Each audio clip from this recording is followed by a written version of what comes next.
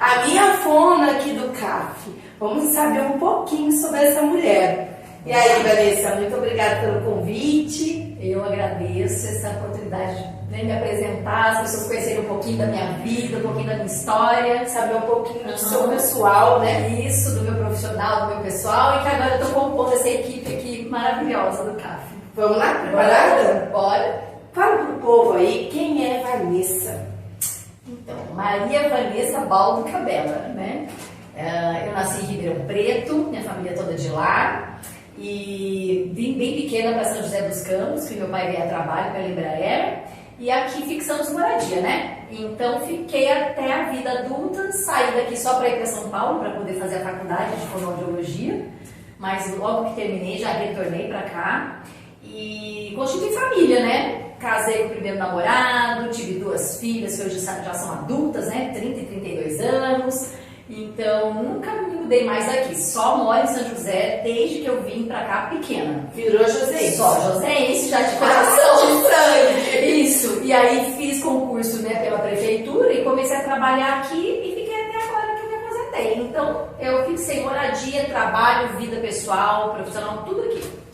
Você era concursada da prefeitura, na verdade faz muito pouco tempo que ela se aposentou. E quando eu conheci a Vanessa, eu sempre falava para ela, Vanessa, você vai trabalhar comigo, não foi? Verdade. Desde aquela época lá que a gente teve um caso, né, que a gente atendeu juntas. Comum, isso. E no fim, o plantou a semeitinha, agora frutificou, né? Isso é verdade. Eu fiz o concurso pela prefeitura há 32 anos atrás e tive o prazer de, né, nessa jornada minha de trabalho na reabilitação, conhecer a Alessandra. E a gente atendeu um caso em comum e isso nos aproximou. E ela profetizou de que um dia eu iria trabalhar com ela. É verdade. Né? Só que como eu me dedicava bastante à minha vida também pessoal, quanto a profissional da prefeitura, eu não assumi jornada em consultório na época. E agora que eu estou de lua de mel com a minha aposentadoria, há 4 meses, aí eu repensei a questão de ficar parada. Como eu não aguento ficar parada, aceitei o convite da Alessandra de trabalhar com ela aqui no CAF. É isso que eu ia te perguntar. Muitas pessoas rezam pela aposentadoria, mas depois que vem a data X da aposentadoria, quem é elétrica não consegue ficar parado. Tem que arrumar alguma coisa para fazer, senão fica doente. Verdade. Como você falou, no início você fica naquela expectativa da data sair. Você não vê a hora, quero viajar. Isso. Aí quando a data sai, dá um frio na barriga. Eu confesso que eu fiquei bem emocionada. Aí eu comecei a fazer as contas. Nossa, faltam só 3 meses. Agora é uma contagem regressiva. E eu não tinha me planejado, porque eu achava que faltava mais. Então eu não tinha me planejado o que eu faria para depois, né, de aposentada. Mas meu raciocínio é rápido, meu cérebro funciona muito rápido. Logo já fui me reformulando, né, me reinventando. Né, e estou agora tentando, né, fazer uma mescla, né, da Vanessa aposentada para viver os prazeres da aposentadoria, sim, que eu mereço, né, 32 anos trabalhando, e ao mesmo tempo me manter ativa com algumas atividades, atendimento, trabalhos filantrópicos e consultório. Então, sim, estou tentando preencher a minha agenda pessoal e profissional para eu não me sentir tão parada, tão ansiosa, porque realmente eu não consigo ficar 100% parada. Porque muitas pessoas, quando ficam paradas sem função, acabam entrando na depressão. Sim. E isso é uma coisa preocupante, muito, né? E por quê? Porque a vida fica vazia, a vida fica sem ação, a vida fica sem objetivo, sem sentido, né? Sem sentido. Sim. Então eu acho que é importante agora, para não perder, né, esse equilíbrio que eu consegui manter até hoje, é exatamente tentar buscar um pouco de cada coisa. Trabalhar com a questão da espiritualidade, a questão, né, do voluntariado, que é uma doação, né, que a gente faz ao próximo. Também pensar em investir, por que não, né? Que a gente também pode empreender, né? Nessa fase que eu estou, tenho essa liberdade de horário mais flexível. As questões minhas pessoais do autocuidado, que eu nunca relaxei, mas agora eu faço tudo com mais calma. Então, eu acho que essa mescla, né, esse conjunto dessas coisas está me trazendo esse equilíbrio importantíssimo para eu não entrar realmente numa depressão. Mas eu não quero mais aquele ritmo frenético de antes. De passar cartão, era horário, gravado, rotina, corrido, né? Rotina fixa. Assim não, você Agora, faz a sua rotina. Quer viajar, vai viajar. Quer dançar, vai dançar. Quer pular, vai pular. Quer correr, vai correr. eu me programo para cumprir a minha semana, mas misturando de tudo um pouco, para realmente sentir esse equilíbrio mesmo, que acho que o meu objetivo maior agora é esse mesmo. Isso mesmo. E o que te Tô deixa... tô feliz. É isso que eu ia te perguntar. O que te deixa feliz?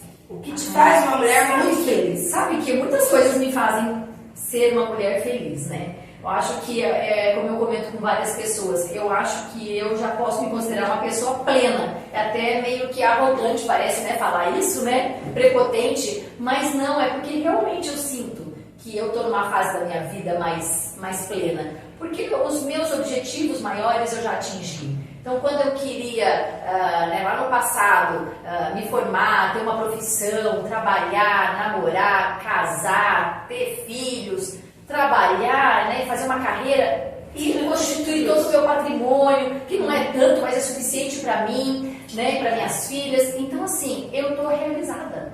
O fato de eu fazer tudo isso já me fez uma mulher realizada. Eu já me sinto muito feliz. E hoje, para mim, o que é também feliz? É ter tempo para mim, é ter tempo para minha família, é poder ter tempo hoje que hoje eu sou uma mulher divorciada, então ter tempo para namorar, ou se eu estiver sozinha, tempo para me curtir, tempo para passear, para viajar, né? E também para ser útil ao próximo, porque para mim a questão de retomar trabalho é me sentir útil ao próximo. Isso também faz a minha felicidade. E de lazer é dançar, que eu adoro dançar, eu não sou dos esportes, mas eu sou da dança, e isso me preenche muito. Faço terapia, que eu acho importantíssimo, a psicanálise me ajuda muito, há muitos anos já, então eu já me reinventei várias vezes. Dançarina desde pequena? Desde pequena, né? O que você já contou como dançarina? Eu só não segui carreira mesmo, porque eu tinha outros sonhos, né? Mas eu danço desde os 9 anos de idade. Então, eu comecei pelo balé clássico, depois eu fui para o sapateado, aí eu fiz o balé que na época chamava balé moderno, né? O jazz, na verdade, né? E aí, nos últimos anos, agora eu fiz um pouco de axé, na época do axé ainda, né? Foi uma moda só, sim. Mas eu já tinha filhas e tudo, continuei dançando. E nos últimos tempos agora eu retomei o jazz novamente, né? E agora resolvi fazer uma outra atividade totalmente diferente, que agora é o tal do Urban Mix, que é uma modalidade de danças assim, muito diferente do que é a academia de formação. Conta um pouquinho pra gente o que é esse Urban Mix que está sendo muito falado. Já vou fazer até uma propaganda. Olha, propaganda do Urban Mix. E eu quero entrevistar eles também. Então. Quero muito, viu, Gislane? A gente Gislane Alckmin, Flávia Ruiz e Advan Salles, o trio da sociedade. Então, é uma modalidade de dança um tanto diferente, porque não é para formar bailarino, não é para formar dançarinos, né? É para você se divertir, você movimentar seu corpo, você arejar sua cabeça, é algo para deixar o seu espírito leve e seu corpo ativo. E é um super exercício aeróbico, então ali é o que eu falo, lá eu queimo todas as minhas calorias, lá eu me acabo. E é uma mistura de 10 ritmos diferentes. Então é Bhangra, Bollywood, latino, pop, rock. Então, numa mesma aula a gente dança vários estilos, entendeu? Então você vai repetindo aquelas coreografias, você chega uma hora e já está conseguindo dançar de tudo um pouco. Gente, não tem esse negócio não que ninguém pode dançar. Não. Pode ser perneta, pode ser dura, pode ser do jeito que quiser. O negócio é começar, se divertir. Dança é pra todos, gente. Ela acolhe, a dança acolhe, literalmente. Você se solta. Lá eu me realizo. Verdade. A dança eu me realizo e agora no momento tá sendo lá. E o que você não gosta de fazer? Então, graças a Deus são poucas coisas. Por exemplo, eu adoro cozinhar, mas eu odeio lavar louça. Quem gosta, né? Tem gente que adora lavar louça. Tem gente que não liga, tem gente que negocia e fala, então tá, você cozinha e eu lavo, né? Mas eu, sinceramente, acabo fazendo de tudo quando não tem ajudantes. Mas assim, odeio lavar louça.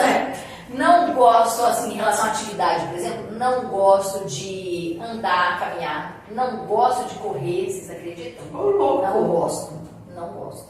Eu gosto mesmo é de dançar. Já falei que é lá que eu me encontro. Esporte nenhum. E dançar, e caminhar e correr, detesto.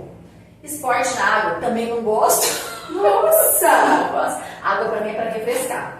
Não curto. Então, algumas coisas, né? Eu tô falando de questões assim, mais de ordem prática, né? Sim. E tem outras questões que eu não gosto, de gente falsa, gente mentirosa, né?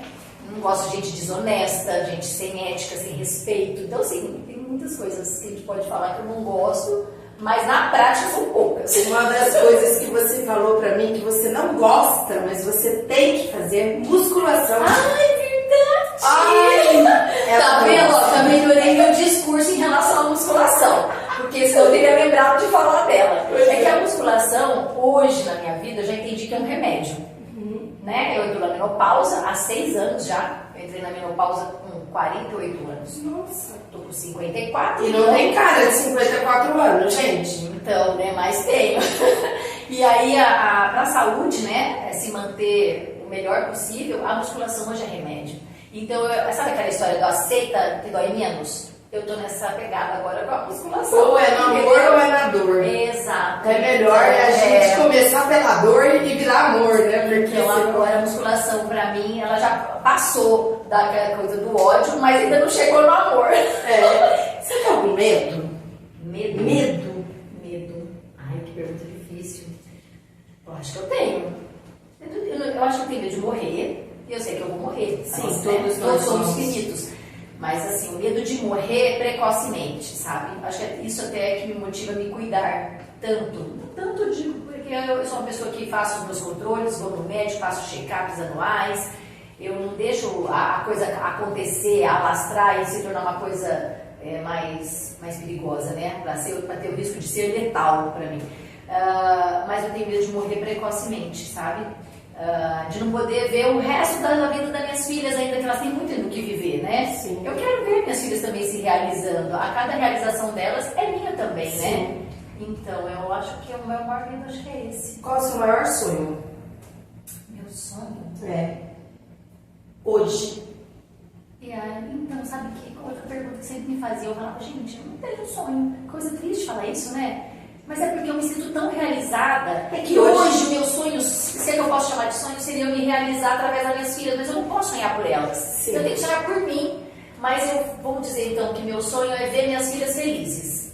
Ver minhas filhas realizadas. E mas não é hoje- propriamente meu, sabe? Assim, Sim. algo que eu preciso atingir para eu poder ser mais feliz, para eu me realizar. Não, sabe? Eu me sinto já tão realizada. E Eu hoje- só agradeço a Deus, eu quase não peço nada. E hoje você está vivendo um sonho, um grande amor, né? Que você não estava nem esperando. Pois e é. de repente uma pessoa que caiu de paraquedas na vida Literalmente da cabeça, paraquedas. e hoje ela está vivendo um momento muito feliz, Graças a Deus. né? De um parceirão aí. Sim, uma pessoa que é, nossa, assim, tem uma, vamos dizer, uma energia, né? Uma vibe muito parecida com a minha, e isso é tão importante, porque essa era a minha busca nesse momento, né? Eu fiquei 1 ano e meio sozinha, e nesse 1 ano e meio eu pensava, assim, que a próxima pessoa que aparecesse no meu caminho, se Deus colocasse, que fosse uma pessoa de espírito leve, Do de bem. bom humor, do bem, uma pessoa com um astral alto, uma energia, sabe, boa, para trocar comigo, porque eu sinto que eu tenho muita energia para trocar, e eu queria sentir esse feedback, sabe, essa troca, essa retroalimentação, né, no relacionamento pessoal também, porque eu tenho isso com meus pacientes, eu tenho isso com meus colegas de trabalho, com as minhas filhas, e eu queria muito isso, viver esse tipo de relação dentro de um amor. Um amor em parceria. Isso, Né, uma de troca. e ao mesmo tempo leve, divertido, sabe? Que legal. Tá vendo, gente? Nunca é tempo pra Nunca é viver um tarde. grande amor, né? Nunca Nunca é é tarde pra isso. Ai, eu tô velha. Isso não tem nada a ver. A hora que Deus quiser, Ele vai te dar. Agora vamos lá falar, né, Trabalho, de né? você. Qual é o papel de uma fono? O que a fono faz? Então, a Muitas nossa pessoas área não entendem o que uma fono faz. mal sabe falar o nome da nossa profissão, né? Fala, fonoaudióloga. Fonóloga, fonióloga, fornóloga.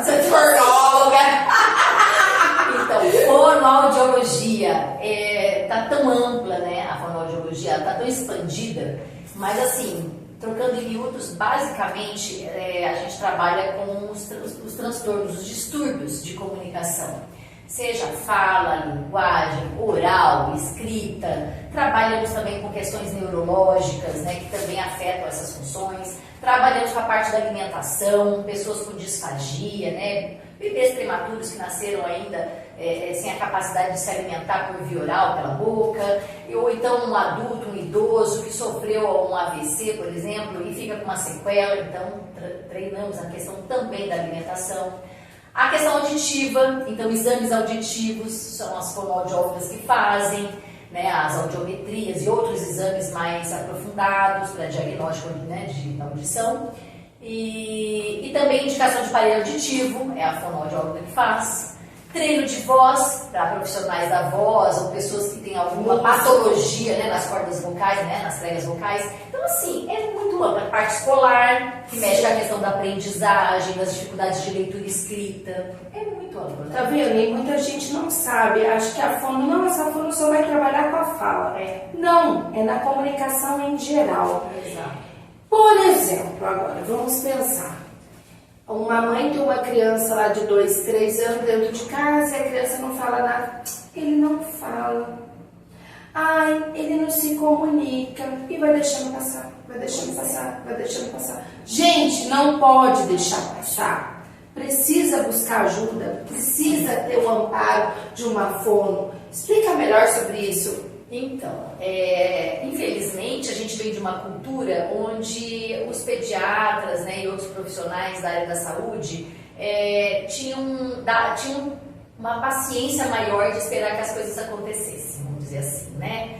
Talvez por mais informação da gravidade que isso, né, tem e do impacto que isso possa causar na vida de uma criança.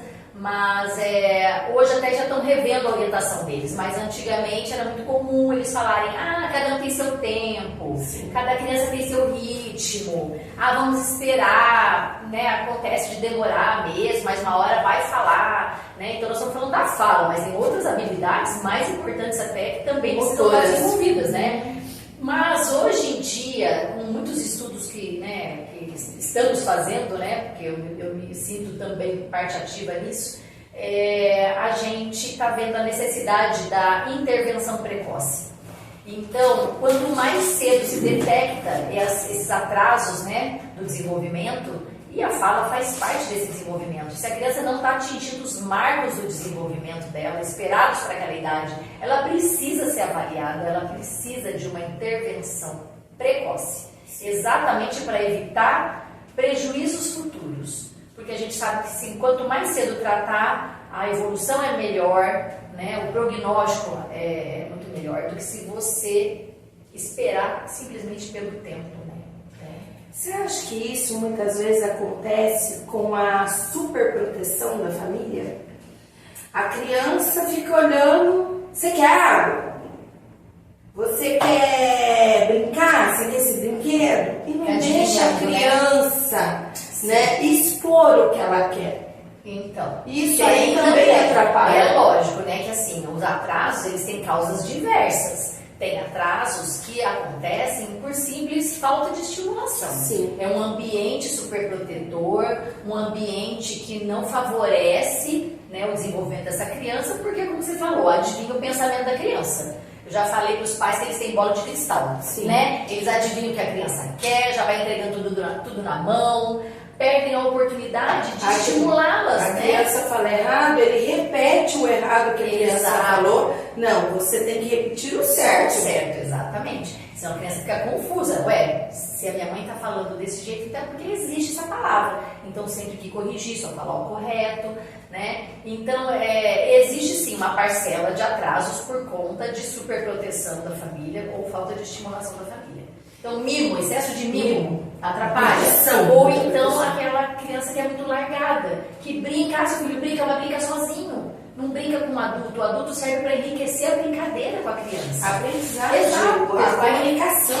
Já vai começar desde bebê a ensinar a se comunicar. Né? A fala não acontece da noite para o dia. Então, estou falando do ponto de vista fonoaudiológico, mas tem outros atrasos que também não acontecem por falta de estímulo. Se a criança não escuta ninguém falando com ela, como que ela vai aprender?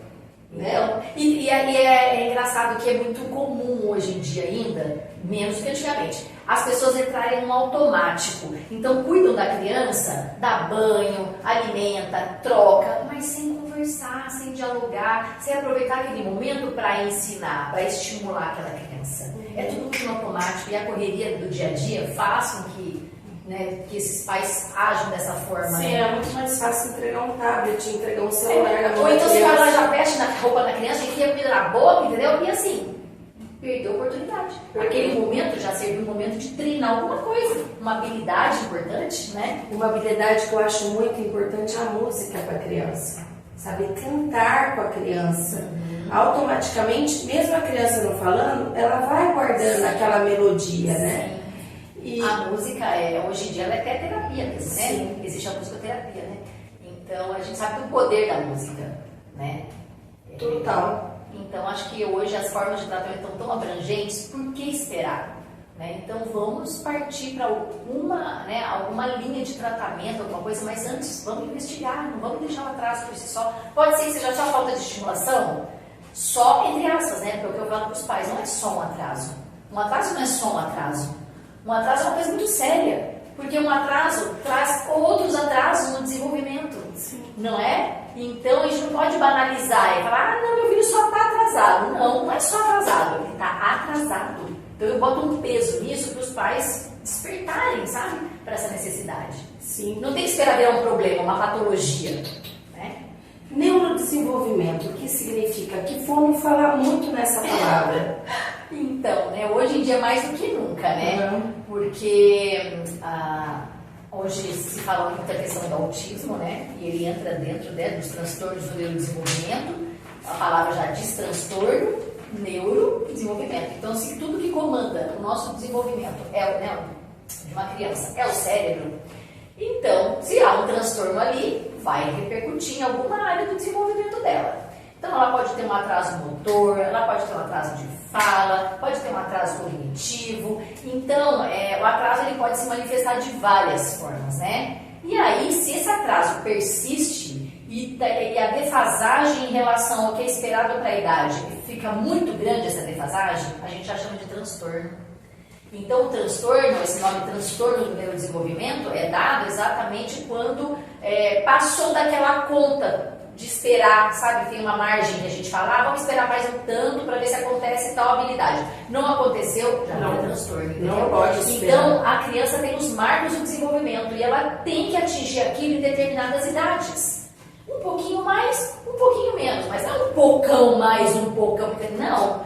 Tem um limite para cada habilidade ser adquirida. E então, o neurodesenvolvimento, ele respeita uma sequência conforme a idade da criança. Sim. Né? E aí, se ela não atinge aquele marco do desenvolvimento, naquela idade esperada, aí a gente já começa a suspeitar de um transtorno do neurodesenvolvimento. Sim. Que aí vai uma avaliação do neurologista. Na verdade, atrasos significativos devem ser investigados. Sim. Principalmente, gente, antigamente a gente não via tantas crianças e tantas pessoas autistas como está tendo agora, né? Então. Com 2 anos você já começa, na verdade no nascimento, a criança nasce, você já começa a perceber ela diferente. Tem que ser observado e não pode demorar muito para ser investigado. Essa questão do autismo, hoje em dia, fala, está acontecendo um boom de autistas, né? Agora virou moda, as pessoas falam até de uma forma assim meio banalizada, debochada, vulgar, eu não gosto dessa forma de falar. Na verdade, o que a gente tem visto, nós que estudamos, né, um pouco sobre isso, ou muito sobre isso, e atendemos esses casos, a gente vê que o que melhorou foram os diagnósticos. Que hoje se tem um olhar mais aprofundado para esses casos de crianças que estão desenvolvendo de uma forma diferente. São crianças que antigamente eram ditas esquisitas, eram crianças que estavam desenvolvendo de uma forma diferente, alterada, né? E aí falavam-se até uns nomes pejorativos, né, para essas crianças quando elas estavam em desenvolvimento, por conta desses atrasos que às vezes eram gritantes, né? E aí, com o tempo, foi se estudando e percebendo que muitas delas eram autistas, mas elas não tinham diagnóstico, né? E agora, como se está estudando muito a respeito, os critérios para poder se classificar como um autista ou não, os níveis do autismo, né? Se ele é um nível mais leve, se ele é um nível mais severo. Então, hoje se estuda muito mais sobre isso, então os diagnósticos estão acontecendo com muito mais precocidade. E aquilo que não tinha nome passou a ter nome. Por isso que parece que teve um boom. Na verdade, eles sempre existiram. É lógico que a incidência está aumentando, mas é muito mais a questão do olhar sobre eles, desse diagnóstico, do que propriamente, né, não é verdade, está pipocando o caso de autismo. Não é só isso. Está aumentando sim, mas está aumentando muito mais o diagnóstico precoce. Você trabalha com autista. E como é o seu trabalho de fono de autista? A minha história com autismo é uma história bem interessante, assim, né? Vale até contar aqui. Sim. Eu nunca tinha atendido autista na minha vida. Eu trabalhava só com a parte de fala, linguagem, neurológicos, né? Crianças com paralisia cerebral, síndrome de Down, esses casos assim. E aí a prefeitura nos impôs a questão do autismo, que nada mais justo que é direito deles serem atendidos, eles estavam de fora do atendimento, da reabilitação, e o município passou por essa transformação de ter que se adaptar à necessidade do momento, e a força que essas mães, né, criaram nos movimentos foi atrás de muita luta, né, para exigir esse atendimento para os filhos delas. E aí a prefeitura nos impôs que atendêssemos.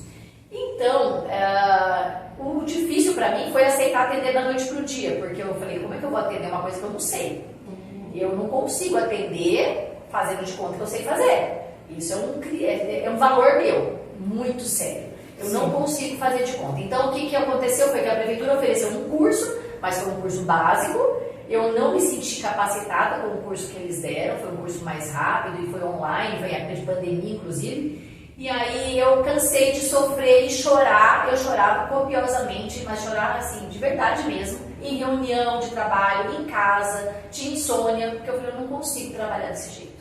Ou eu me aproprio desse saber, ou eu não vou dar conta de continuar nessa prefeitura até eu me aposentar. E depois de 25 anos de casa, eu ia largar? Não. Aí o que eu fiz? Comecei a correr atrás. Estudar, aproveitei a pandemia, eu fiz acho que uns 10 cursos de tudo quanto é tipo de curso, com vários enfoques, até o básico de integração sensorial, o básico de ABA, Denver, estratégias naturalistas. Então assim, eu fui um pouco de comunicação alternativa, bem básico também, que eu preciso me aprofundar nisso, e agora é uma necessidade do momento, mas eu fui tentando ampliar o meu olhar para todas as necessidades, as demandas que os autistas têm, para eu poder buscar estudar isso e me capacitar mais.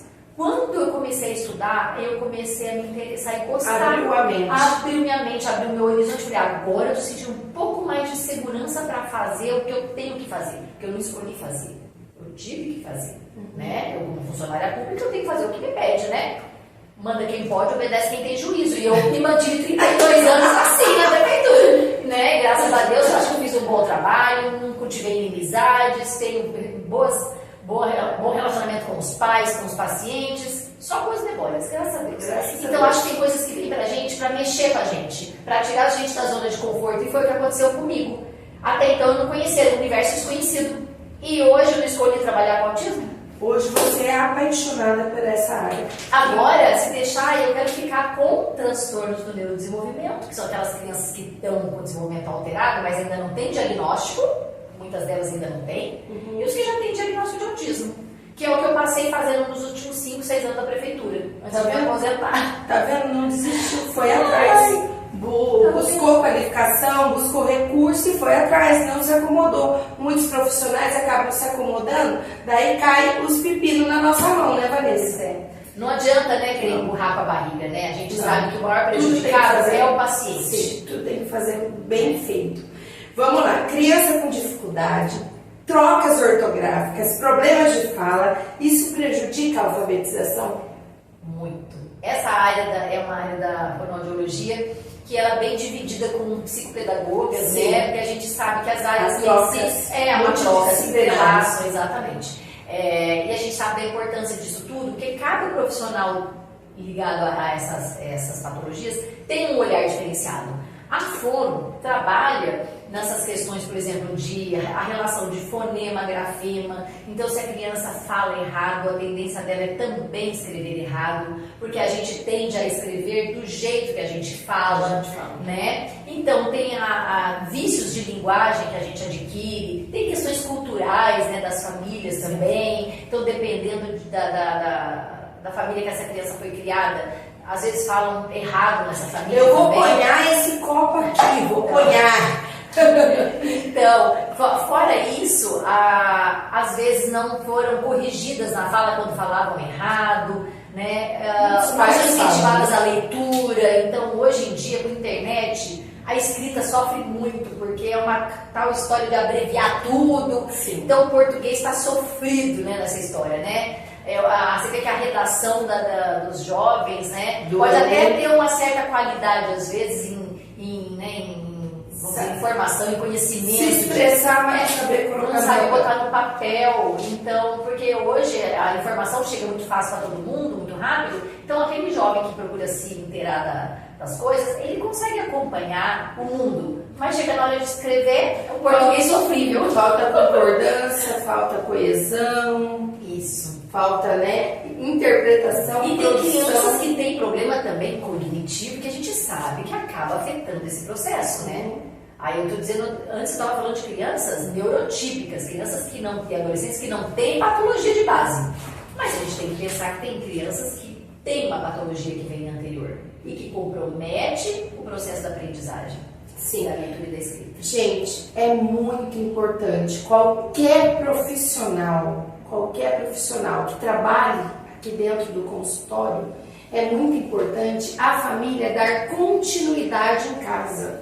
Isso. Porque não adianta a gente trabalhar os exercícios aqui, as trocas ortográficas, tudo dentro do consultório, fechou a porta do consultório, vai embora, volta na mesmice. Na próxima sessão a gente está voltando na estaca zero. Fala um pouquinho sobre isso, a parceria da família. Uma coisa que é importante, assim, que eu aprendi, eu acho que no consultório particular já existe isso, mas na prefeitura mais ainda foi um aprendizado para ele, foi uma escola. Porque a gente atende o paciente só uma vez por semana na prefeitura, né? É muito pouco. E é muito pouco, a criança passa 7 dias da semana com a família. Então, se ela não tiver esse apoio da família no tratamento, incentivando, cobrando o exercício, treinando junto, seja qual exercício for, qual patologia for, não tem tratamento que funcione, né? Ou então vai demandar muito mais tempo. E como a gente tem uma fila de espera no SUS, a gente é obrigado a fazer o tratamento caminhar mais rápido,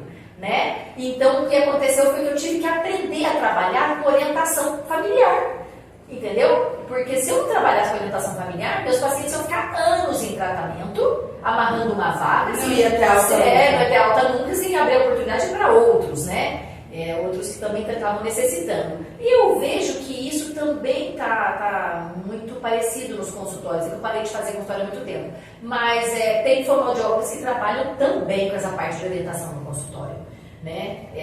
Então, vai de profissional para profissional. Tem umas que devolvem na sala de espera e tchau, e tudo bem, trabalhou dentro da sala e acabou, morreu ali. E tem outras que não, que chamam os pais, mostram o que fez e tudo mais. Essa é a forma que eu acredito e é a forma que eu faço. Então, terminou a sessão, eu chamo os pais na sala, termino uns 5 minutos antes, 10, para exatamente trabalhar na linha da orientação, porque é o que vai fazer a diferença. Então, seja autismo, seja transtorno do neurodesenvolvimento, fala, linguagem, escrita, seja o que for, treinar em casa o que eu treinei hoje. Olha o que eu trabalhei com a criança hoje. Isso.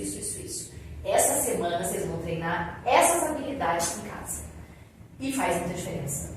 A criança volta muito melhor. E aí o tratamento caminha mais rápido. Sim. Né? Você otimiza esse tratamento. Sim. Fono trabalha com estímulos. Como você trabalha com estímulos no consultório? Então, aí dependendo da patologia, a gente trabalha com algum tipo de estímulo, né? Então, por exemplo, se a criança tem a parte auditiva muito lenta, então com bebês, por exemplo, estimulação auditiva, com sons diferentes, de tons diferentes, e sons mais altos, som mais baixo, mais graves, mais agudos, então tem a estimulação auditiva. Se é uma criança que tem a questão da fala, tem que trabalhar com o quê? Com a estimulação de fala e linguagem, que começa primeiro com sons. Ninguém sai falando da noite pro dia. Então, estimulação oral, de vocalizações, para depois virar verbalizações, entendeu? Até chegar numa fala funcional, uma fala fluente. Então, estímulos, né? Todo tipo de estímulo. Se for a parte de escrita, se for a parte de leitura, então tudo. Você tem que fazer exercícios, né? Estimular a musculatura da boca para ajudar a fazer algum som, produzir algum som da fala. Então, assim, a vida é feita de estímulos, né, gente? Sim. A gente está aqui, a gente está sendo estimulado de todas as formas. A fonoaudiologia, ela trabalha de uma forma mais direta. E aí é que mora o pulo do gato. Tem gente que acha que, falar é uma coisa natural. A idade aprende. Depende. Às vezes está faltando estímulo a mais. Sim. E esse estímulo a mais é dirigido por um profissional da área. Qualificado, não é qualquer profissional, né? As coisas acontecem naturalmente, mas às vezes é necessário intervenção especializada, né? Na verdade, igual, eu sou psicopedagoga, eu não posso fazer o trabalho de uma fono, porque eu não tenho qualificação para isso. Cada profissional tem que trabalhar com a sua abordagem. E essa mulherzinha também trabalhou com recém-nascido em hospital. Verdade. Fala um pouquinho dessa área sua de fono dentro da área hospitalar. Vamos pensar que a fono aqui é a fono bombeiro, É né? a Mulher Maravilha. Então, na verdade, eu já trabalhei em várias áreas da fonoaudiologia, mas a gente sempre acaba se encontrando em alguma coisa, né? Então, já fiz exames de audiometria para saúde ocupacional, depois trabalhei com a parte escolar, eu fazia parte de orientação para professoras da rede municipal e estadual de ensino, que era para perceber e atuar nos transtornos, né, de leitura escrita já. Isso bem nos primórdios da minha carreira, né? Então, eu fazia parte da saúde escolar, sempre fui da saúde, mas fazia uma atuação em parceria com a educação. Depois eu fui fazer o Projeto Casulo, participei da montagem do Projeto Casulo aqui em São José dos Campos, né? Que é uma unidade que trabalha com aleitamento materno, né? Então incentiva a amamentação. E eu participei desde da elaboração desse projeto até a construção e o funcionamento dele, então desde o papel. E atuei por lá por muitos anos, na amamentação. E isso me abriu uma porta para entrar no hospital municipal. Então minha caminhada foi bem assim, né? Aí quando surgiu a oportunidade de entrar na UTI neonatal, lá no Hospital Municipal da Vila, que é o nosso único hospital municipal, né? Que hoje está administrado por terceiros, mas na época era 100% da prefeitura. Então eu pedi transferência e eu comecei a trabalhar na UTI neonatal na parte de alimentação dos bebês. Então eu fazia avaliação dos bebezinhos prematuros para ver se eles já estavam com prontidão para a retirada da sonda e iniciar a alimentação via oral.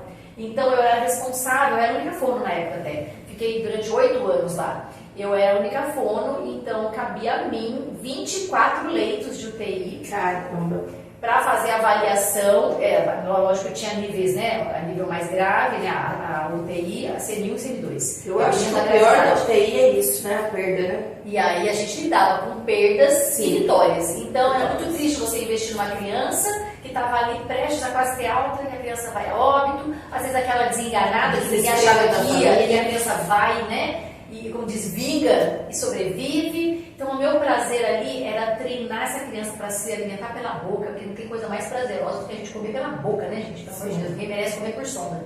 Quando tirava a sonda e põe no peito da mãe e treinava a amamentação, que delícia, era que legal. aquilo para mim era um grande prazer, é a área que eu amava, tanto que eu me aprofundei, fui fazer fonoaudiologia hospitalar e me aperfeiçoei em fono neonatal. E de repente aqui no CAF também, se alguma mãe precisar dessa parte, tudo você está disponível. Não é o meu foco mais assim de atuação principal, mas sim, eu tenho uma bagagem, um conhecimento que me permite ainda ter esse tipo de demanda, né? E eu faço atendimento domiciliar em amamentação. Aí os pediatras me encaminham direto do consultório deles, entendeu? Aí eu vou na casa da mãe, avalio. Legal, gente, uma opção também. E o que você vai fazer aqui no CAF? Então, aqui eu vim para somar, né? E uma equipe ótima, né? Isso, então eu vim para somar nessa equipe, que é uma equipe diversa, né? E a gente pensa grande de incrementar mais outros profissionais, né? Exato. E trabalhar principalmente com essa demanda que eu acho que é tão urgente para não esperar a coisa ficar pior, né? Vamos dizer assim, adquirir uma magnitude muito maior. Então eu penso em pegar os pequenininhos, sabe? Assim, eu gosto de trabalhar com pequenininhos. Pego adolescente? Pego já com a fase escolar, né? Sim. Mas o meu foco principal vai ser os transtornos do neurodesenvolvimento, que são essas crianças que estão com esses atrasos sem diagnóstico, e os autistas, que tiver diagnóstico fechado, para problemas de fala e linguagem, oral e escrita. Tá? Esse é o foco principal. Que bom. E me fala um pouquinho desse trabalho seu voluntário que você faz também aí, que é bom o povo saber que a Vanessa também faz trabalho voluntário. Então, na verdade, essa é uma sementinha que acho que Deus que plantou no meu coração, porque assim, não foi ninguém que ficou me cobrando, me forçando a barra, vamos lá, me ajuda, vamos lá dar doação de um tempo. Não, eu já pensava em fazer isso um dia, e quando eu me aposentei, eu falei que eu tive 2 chamados. Um chamado que era do meu lado profissional mesmo, que é um lado empreendedor, que seria o quê? Pensar em fazer um consultório, quem sabe um dia abrir uma clínica, mas assim, se tudo caminhar para isso, quem sabe. Mas eu tive um chamado do coração. Eu senti dentro de mim essa vontade, essa necessidade de buscar algo que fosse doação do meu tempo, do meu saber, da minha bagagem, do meu know-how, né, seja o nome que for isso aí. E aí, uma das sócias da Academia do Urban Mix, que é a Flávia Ruiz, ela postou algo lá de uma ONG que ela ajuda, que ela presta serviço para essa ONG, vamos dizer assim. E eu bati o olho ali, sabe quando seu coração palpita naquilo? Eu falei, é aí, nesse lugar é que eu vou. E é uma escola que era das freiras antigamente, que hoje tem uma parceria, a prefeitura está ajudando agora, começou a ajudá-los também, mas é com a idade que eu gosto, pré-escolar, e primeiro seria do ensino fundamental, alfabetização. Então, a princípio eu me ofereci para ajudar na equipe, na capacitação dessa equipe, de orientar, de tirar dúvida, né, e fazer triagens dos casos suspeitos para poder fazer os encaminhamentos necessários, mas a gente sente que eles querem atendimento, né? Então agora, como foi muito no final do ano, a coisa ainda não caminhou. Eu me apresentei, eu ofereci a proposta, eles se interessaram, a gente ficou de retomar agora quando as aulas voltarem.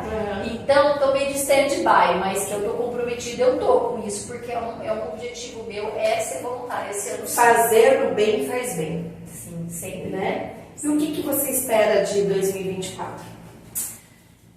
Eu espero continuar vivendo esse equilíbrio que eu comecei falando na nossa entrevista aqui, no nosso bate-papo, da vida de aposentada com a vida ainda útil, sabe? De poder ainda ser útil ao próximo, de poder servir ao próximo, seja ganhando ou não ganhando, né? Que no voluntário a gente não ganha dessa forma, ganha com Deus, né? Então eu acho que é esse equilíbrio. Eu não quero voltar à vida louca de antes, porque era uma vida meio insana, todo mundo falava pra mim, Vanessa, isso não é normal, você tá fora da caixinha. Então agora eu tô mais dentro dessa caixinha aí. E essa caixinha que tá me trazendo essa paz, de fazer tudo com menos pressa, menos correria, mas fazer de tudo um pouco. E eu quero tentar, entendeu? É isso que eu quero pro meu 2024. Né? Aqui é da gente crescer, da gente conseguir, né, cada vez mais pacientes, pessoas interessadas no nosso trabalho, na nossa dedicação, no nosso amor. Estarmos né? unidas cada vez mais. Então, é isso, entendeu? Eu acho que se cumprir esse lado, somado com as outras áreas da minha vida, eu já vou sentir que 2024 eu vou estar realizada, entendeu? Deus quiser. Quem sabe até o final de 2024 teremos muitas realizações. Coisas novas, a gente sonha por um espaço maior, né? Sim. Uma clínica bem maior, então vem coisas novas por aí. Se Deus quiser. Amiga, muito obrigada pela entrevista. Passou rápido, você nem percebeu. É bom todo mundo saber que a gente tá um pouquinho dela, saber um pouquinho da vida dela, quem é essa Vanessa, quem é essa profissional. E eu só tenho a agradecer mesmo. Eu que agradeço, gente, a oportunidade de estar aqui, como eu falei, falando um pouquinho da minha vida pessoal, profissional. E se quiser conhecer mais, vem cá. Vem nos conhecer, marca horário com a gente, tá com dúvida, marca um horário que a gente conversa. Tá com dúvida do relação ao filho? Traz o filho pra gente avaliar. Sim. Pode ter certeza, que é o que eu sempre falo, né? Algumas palavras pautam, né? Meus valores que me pautam no meu trabalho, né? O respeito que eu prometo, né, e é uma coisa que eu tenho com todo mundo com quem eu lido, seja com você, que é a dona da clínica, com os colegas, com os pais, com os pacientes, respeito. A ética, que eu não posso faltar com a ética, eu não posso invadir a área do outro, eu tenho que fazer um trabalho limpo, decente, né? E o amor, porque é o que eu sempre falo, quem faz com amor faz bem feito. Sim, e eu faço com amor e por amor. Então, tô aqui. Lembrando que cada semana vai ter um entrevistado diferente, pessoas novas, histórias novas. Vocês têm que se inscrever no canal para vocês ficarem por dentro dos próximos convidados. Aí. Tchau, gente. Até a próxima. Tchau, tchau. Obrigada.